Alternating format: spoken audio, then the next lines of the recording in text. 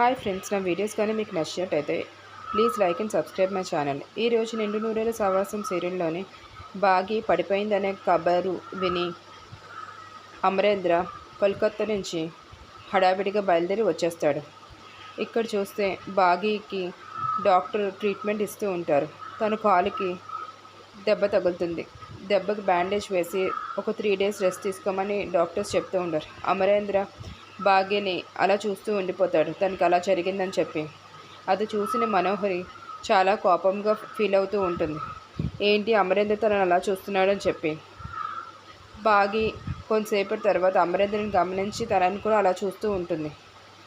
తర్వాత రోజు బాగి బెడ్రూమ్లో రెస్ట్ తీసుకుంటూ ఉంటుంది. అప్పుడు రాథోడ్ వీల్ చైర్ పట్టుకొని అక్కడికి వచ్చి, సార్ మీకు బయటకు రావాలని ఉంటే వీల్ చైర్లో రమ్మని చెప్పారని చెప్పి చూపిస్తాడు. దానికి బాగి రాథోడ్తో అంటుంది, నేను రావటం కాదు, సరే వచ్చి నన్ను ఎత్తుకొని తీసుకుని వెళ్ళాలి అని చెప్పి అంటుంది రాథోడ్తో. దానికి రాథోడ్ ముసిముసిగా నవ్వుకుంటూ ఉంటాడు.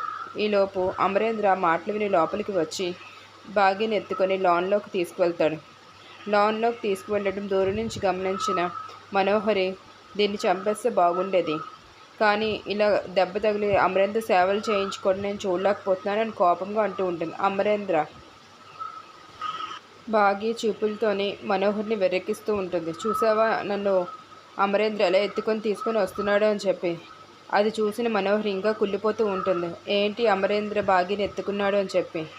తర్వాత ఏమి జరుగుతుందో చూడాలి.